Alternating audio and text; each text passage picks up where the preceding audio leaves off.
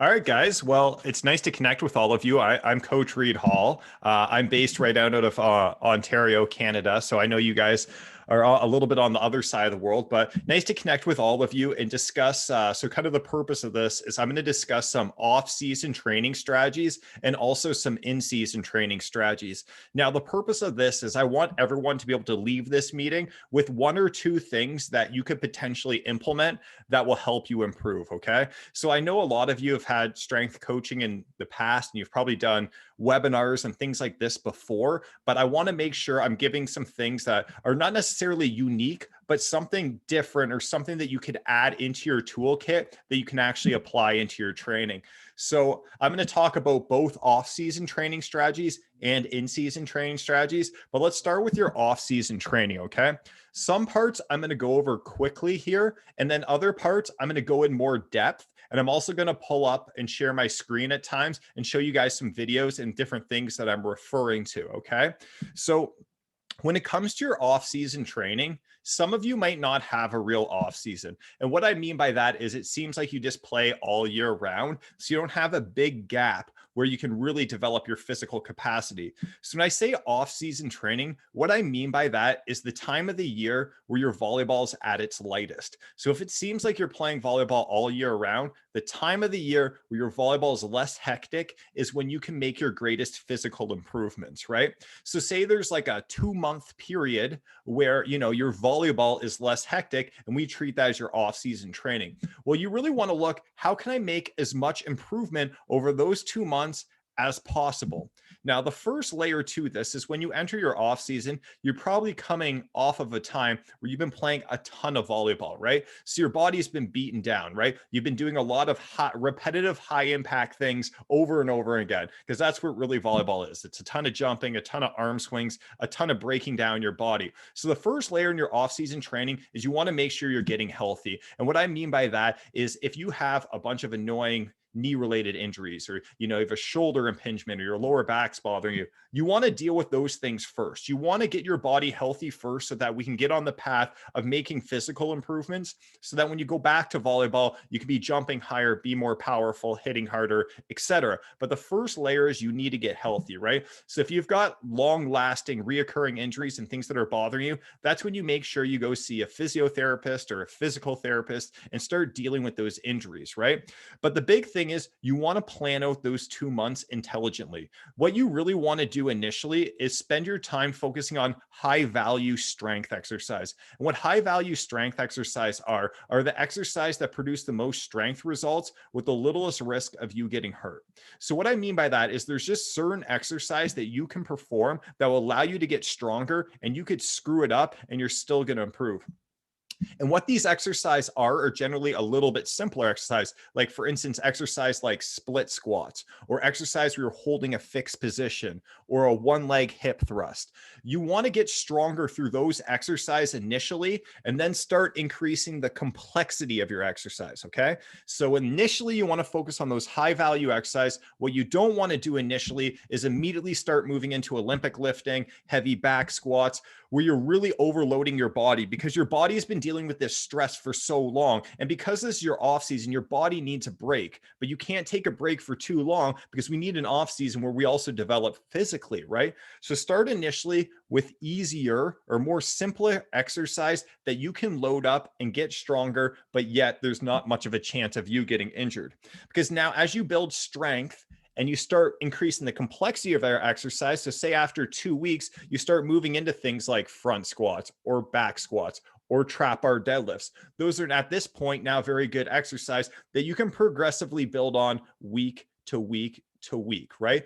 But as you get stronger, that's where we can start adding in the other fun layers that I really want to talk about today.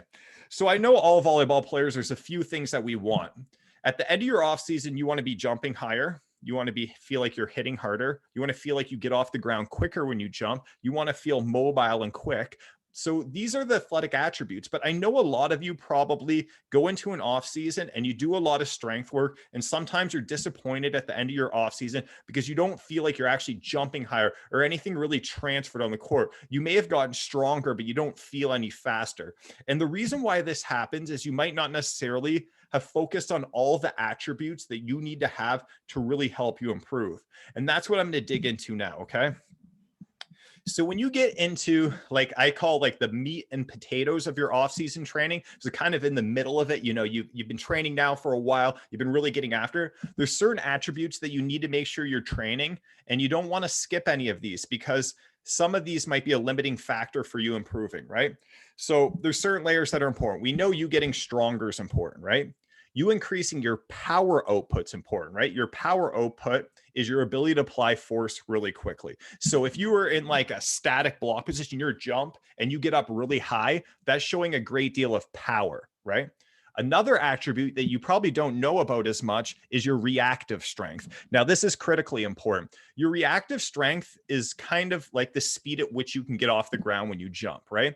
So, for instance, if you do your volleyball approach and you get off the ground really quick and high, that's showing a great deal of reactive strength. And this is what some of you miss, right? So, say you've done a lot of strength work in your off-season training and you go back to volleyball and you're not jumping any higher, maybe you didn't increase your power output or your reactive strength. And now I want to give you examples and videos on how you can work on these specific things, right? Because this works both for jumping higher, but also hitting harder, right?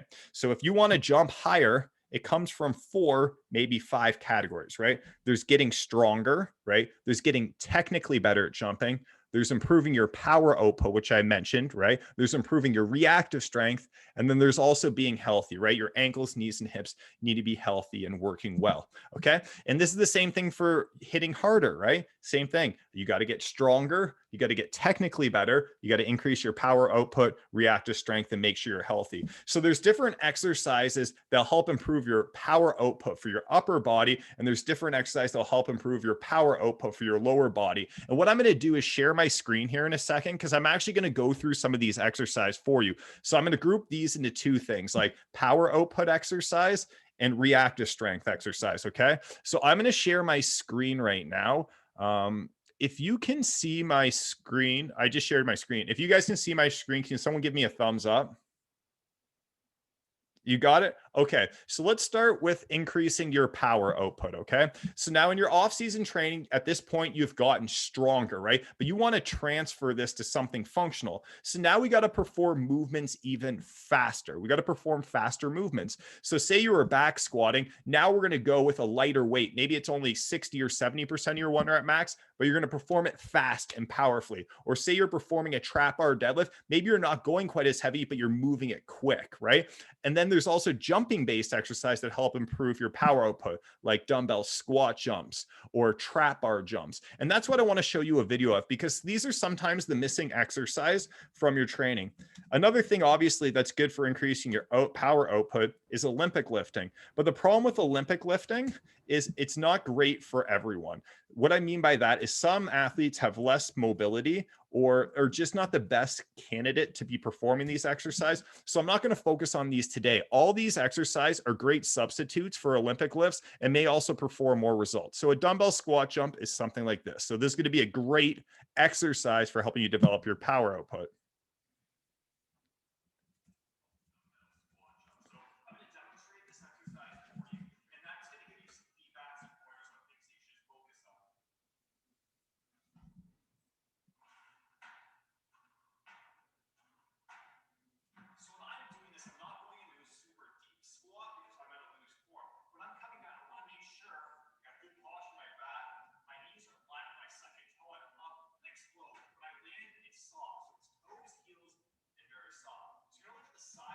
So dumbbell squat jumps would be an example of a great exercise for developing your power output. Another really good exercise is trap bar jumps. And this is one of the best exercise for you to perform to actually increase, oops, let me see if I can find it.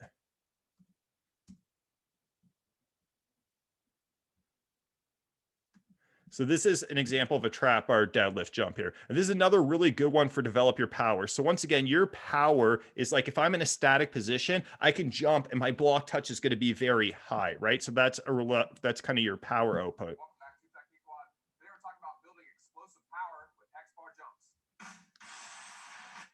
I'm just going to take you over to an actual example here.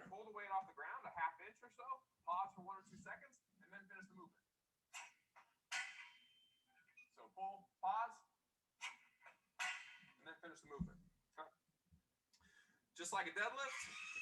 So you see with exercise like this would be even better if you elevated the bar a little bit off the ground, but you can see how you can develop power, right? And now I want to go to another area. So developing your power output is important because that's going to help improve your static block jump. But what's going to help you improve, your swing block or your approach to jump is your reactive strength. And what reactive strength is literally the speed at which you can move from an eccentric to a concentric contraction. You might not know what that means, but it's really the speed at which you get off the ground. So when you're approaching, you're developing all this momentum and you want to transfer that momentum to getting off the ground quick and high. So here are some exercises that would work well on this. So this is similar to a dumbbell squat jump, but this is called a dumbbell snap down jump, and it works more on your reactive strength.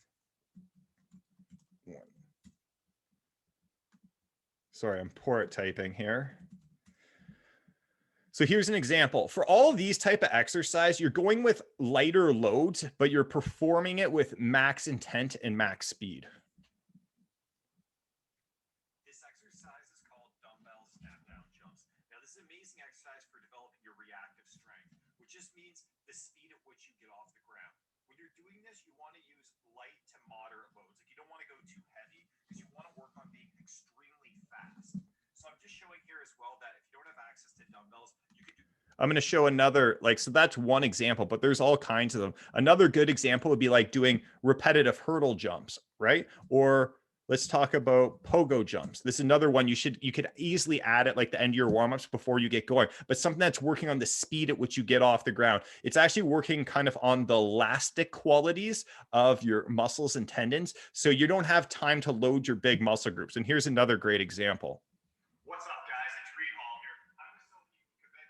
She's NCAA champion and Team Canada beach volleyball player. We're going to be teaching you guys pogo jumps today. So pogo jumps are a really effective exercise for teaching you how to get off the ground faster. So we're doing this exercise. We want to focus on getting off the ground quick and making sure we're using arm drive for all our jumps. Sophie will demonstrate here. So you can see she's really connecting that arm drive. She's off the ground quick. You can come back up here. So when she's jumping, she's not. So that's just another example of something that'll build your reactive strength. I'm going to show you one more example, and then I want to move into some exercise that can help you hit harder or produce more power, right? So what I'm really going over are the things that you could be adding into your training when you get into the off-season training that you might be missing, that might be the reason why you don't feel more powerful or better at the end of your off-season, okay? So you probably have seen this one before. These are drop jumps, right? And this is, once again, working on, I got to land and I got to transition that energy to getting off the ground really quickly.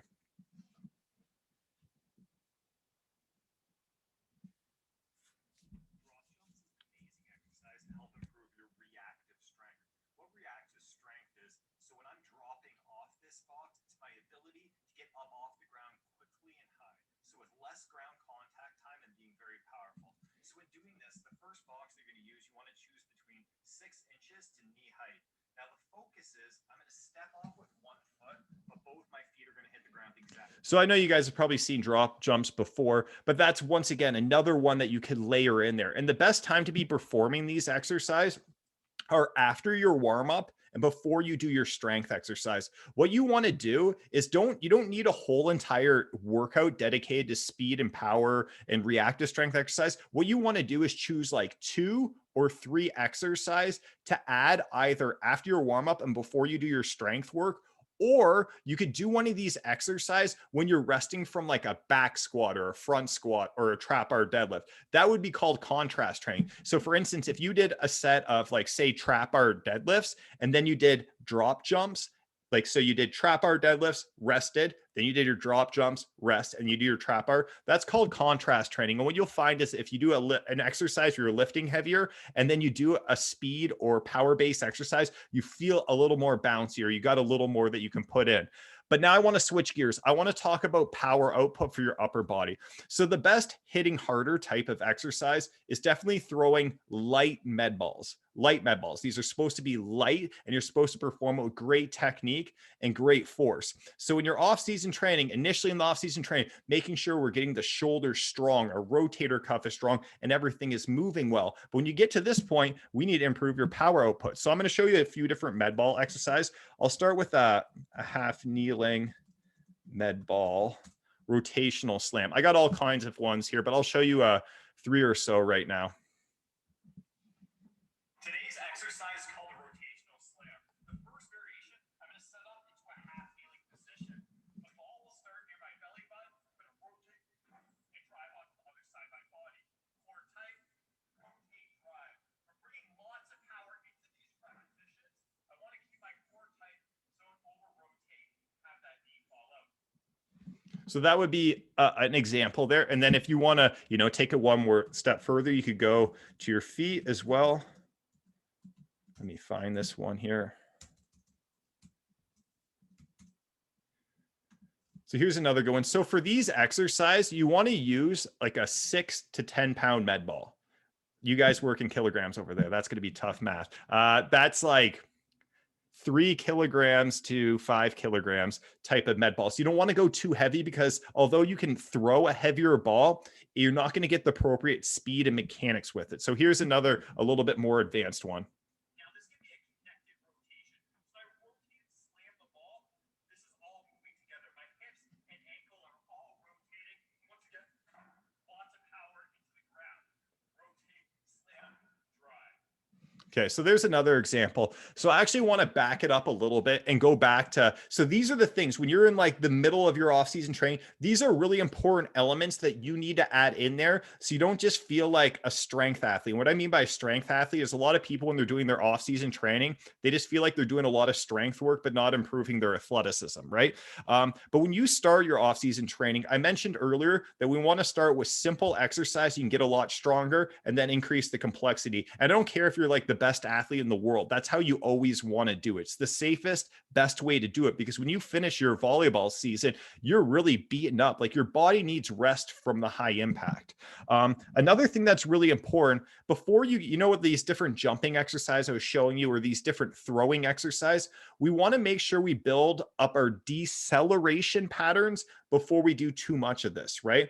So what I mean by decelerating is when you change direction to the court, you got to move fast, then stabilize and quickly change directions. Or, you're approaching to hit a ball, you got to approach, land, stabilize that movement or quickly change directions. Or say you're attacking a ball and you're off balance, you got to be able to absorb that force through one leg at a time. So things that are really important is you need to develop your single leg strength early in your off-season training. You need to do a lot of single leg strength work. And this is critically important because when you're playing volleyball, like when you jump, when you're doing your approach and you jump, like one leg decelerates the movement more, one leg produces more power. When you land, one leg is going to take more impact and force than the other. So it's really important you build your single leg strength up so we kind of have a little more symmetry on our body.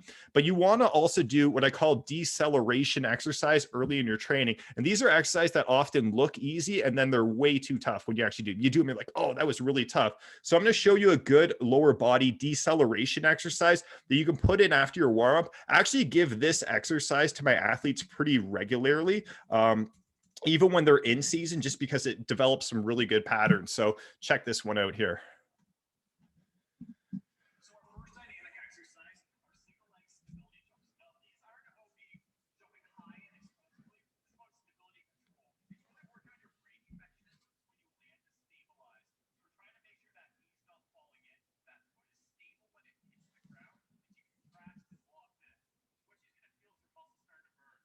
So if your muscles burning, So that's a good example there of a deceleration exercise. You could also do like lateral bounding variations. I'll toss one up here.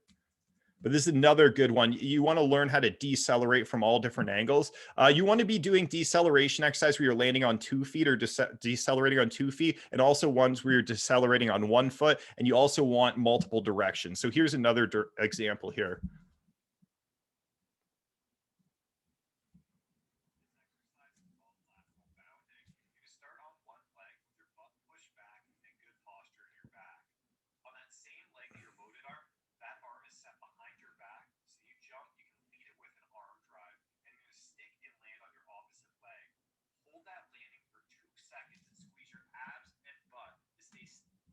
All right, so that's another deceleration exercise. So I hope these type of things are trying to help you, or at least gives you some more ideas on what to do in your off-season training. Now, I just want to talk a little bit about in-season training. I'm going to stop sharing my screen here in a second if I can figure out what I'm doing.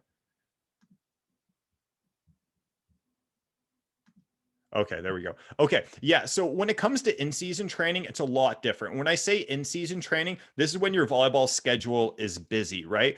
When your volleyball schedule is busy, you really want to look at what do you do in volleyball and what are the things that you need. What I mean by that is when you're in your in season, you don't need to do like really any additional like jumping in your training, or not much additional jumping, or not too much speed work. Like you can do some of it, but if you do that stuff, it needs to be the best and it needs to be done with maximum intent because you're already doing so much jumping and speed work in practice. Okay. So essentially when you're in off season, so say you're playing volleyball 6 days, or sorry, when you're in season, say you're playing volleyball 6 days a week, you're doing 6 high volume speed and power workouts, speed and plyometric type of workouts. That's what you're doing. That's what volleyball is. It's a high volume plyometric workout.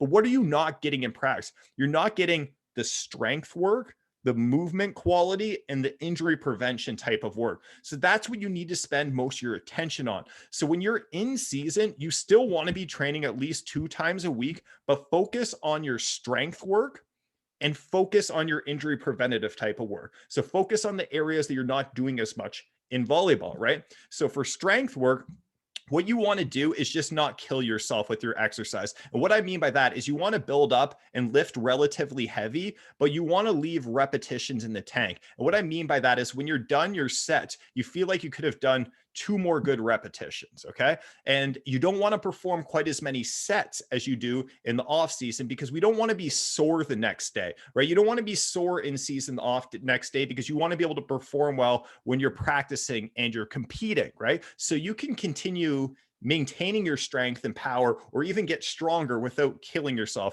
And that's what you really need to focus on. But when you're in season, you got to focus on also the weak points, right? Like your rotator cuff, your external rotators get really weak throughout season because we're doing that action when we're attacking all the time, right? So I need to make sure I'm building strength in my rotator cuff, my glutes, my hamstrings, making sure my calves and my ankles are always moving and functioning well and staying strong, right? So you really want to look at your entire year as well, right? There's obviously in season, there's off season, there's preseason, but when it comes to making an improvement throughout the year, you got to look at the times here where you can put your foot on the gas and when you have to put your foot on the brake, right? And when you put your foot on the brake, it doesn't mean that you stop training. It's just that the intensity has to be reduced in your training and you're more focused on maintaining. And the times where you're putting your foot on the gas, that's when volleyball's lighter and you're trying to get those bigger physical improvements, right? So say you're going to make an improvement throughout the year. So say at the beginning of the year, your volleyball's lighter and you make an improvement, right?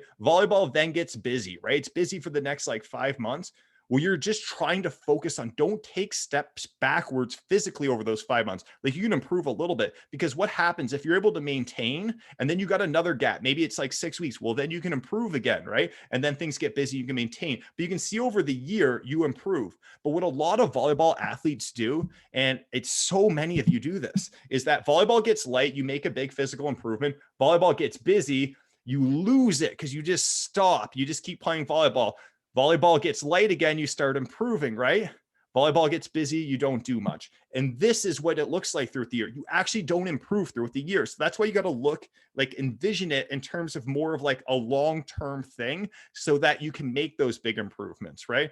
I'm just going to leave this open for a few minutes. I don't know how much total time I have, but I want to open up any questions to you guys. So you could ask any questions. Some of the stuff I might know the answer to, but if I don't know the answer, I'll just tell you I don't know. But it really depends on what your question and what it relates to. But I want to give everyone or anyone an opportunity to ask a question. So you can either just turn on your mic and ask a question or drop a question in the chat box, whatever works better for you guys. But anything that you can kind of think about that could either pick my brain or something that's, you know, going to help you in any way.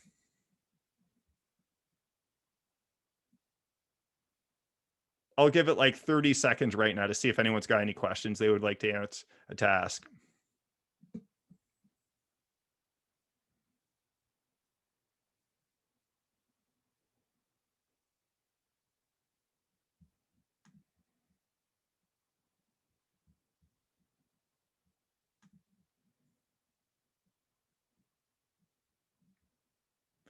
I got a question with what pro athletes have you worked with? I've worked with a ton. To be honest, I own a strength and conditioning facility where we train like hundreds of volleyball players there. A lot of our Canadian national team athletes train out of there. So with the videos I was showing you, those videos are Sophie Bukovic. She won 3 NCAA championships at USC for beach volleyball. She won the U21 World Championships for beach volleyball as well.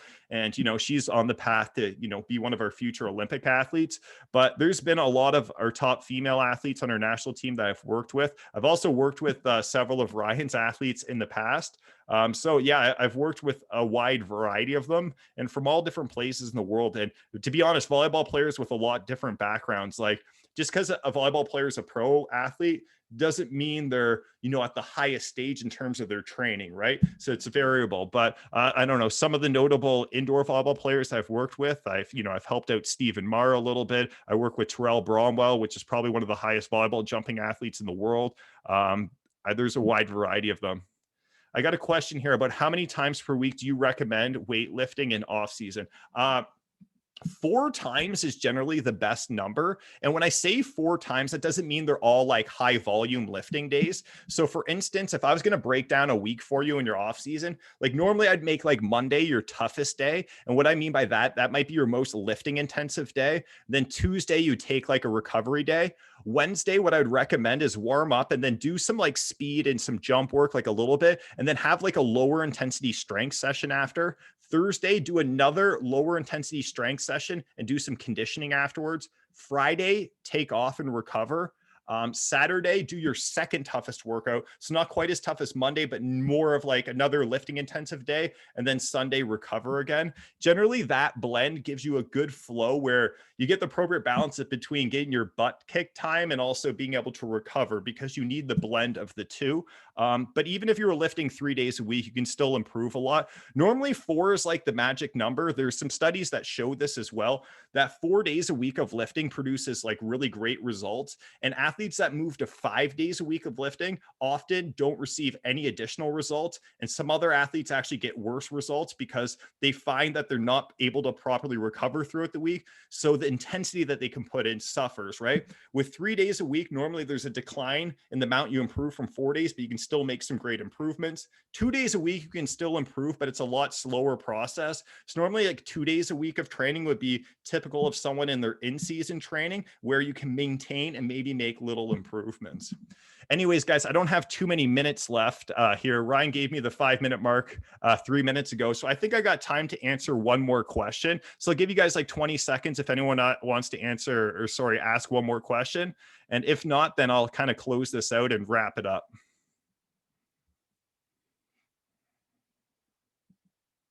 So I got a question. We are 8 days into an event and some injuries and dead legs. How can we use our time to recover and perform? Yeah. So right now you guys are really busy. So you just got to make sure you're taking care of your body. And now doing things like foam rolling and mobility exercises is good. And you should be doing that, but you need to make sure you're getting your muscle groups contracting. And that's probably what you're missing, right? So what happens when you're doing all this stress is your body is just, it's out of whack and unbalanced. But what you want to do is just simple, like ankle activation exercise, simple glute activation exercise, you know, doing some external rotation exercise. We want to get the muscles firing and the blood flowing, because that will keep the joints functioning well and also help you recover. And then obviously the other recovery strategies, which, you know, are really important, is just like making sure you're getting enough sleep. Make sure you're fueling yourself throughout the day. Like, you need to make sure you're eating a really good breakfast. That's like critically important. If you're someone that's going day after day, like, breakfast is your most important meal, because right when you wake up in the morning, that's when you're most dehydrated. You've had the least amount of fuel in your body. So you need a really good breakfast to set the tone for the day. And then you're looking to put fuel in your body every 3 to 4 hours. So making sure you have some really healthy snacks with you as well. What is the best glute warm up? So I was asked, what are some good glute activation exercise before you go? So I'm going to share my screen again. I think this will be easier just to show you some videos, but I got some good ones here.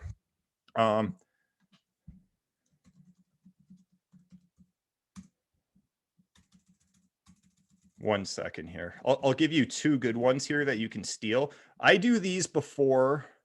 Why can't I find this? Okay, here's a good. So I do these 2 before I start playing. I need to get my glutes going. I have a hard time. It takes me a long time to warm up, but here's a really good one. Today's exercise is a single leg abduction with our mini band. Coach I is going to sit back to a small squat on one leg here. Keep that foot flat and stable on the ground. He's going to abduct his hip or move it outwards, stretching the band. This is a really cool exercise because this glute's working to stretch that band, and this glute's working to stabilize to stay balanced on one leg. The whole time you should try and keep that foot flat. So that's a really good one. I would normally do like 15 to 20 reps each side. Like, your glutes will wake up really quickly with that one. Another good one that you could do, and this is probably one a lot of you already do, you could do like a single leg glute bridge.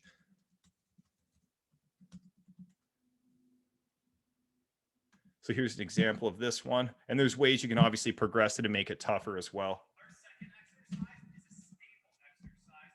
It's a single leg raise. Now, Sean and Sylvia are going to demonstrate. Sean's going to be doing the level 1 variation where the heel is on the ground. So we're going to squeeze our butt, push through our heel, and push that hip up. Now, Sophie's making this tougher by elevating our foot. So now when she squeezes and pushes up, with even more tension at the glutes and hamstrings. We'll do anywhere between. Yeah.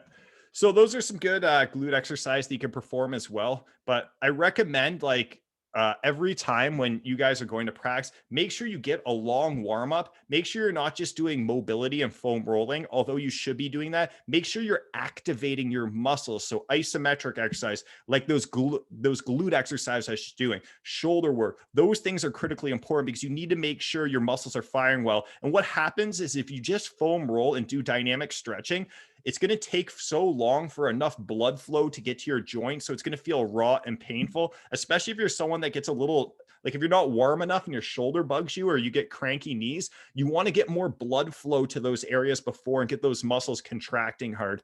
Anyways, guys, it was really nice helping all of you guys out here. And at least I hope you guys take something away, like 1 or 2 things. Like, whenever you have Zoom calls like this, it could be an overwhelming amount of information, but if you can take 1 thing or 2 things away that you can apply, then that's huge, right? That's leveling up, right? And if you can take whatever information you guys get from your coaches and just add a little thing to your toolkit here and there, you know, that goes a long way for the long run. So I think I got to get going now, and I got to let you guys go, but good luck with the rest of the event, and stay healthy and keep working hard. Okay. I love all those silent claps over there with Maddie's group. Oh, okay. I can't hear those, Sorry, but I your mic. appreciate it. They were trying to get the mic, but it's tech difficulties. Thanks, Reid. Take care. Absolutely. I'll share all your info. Great.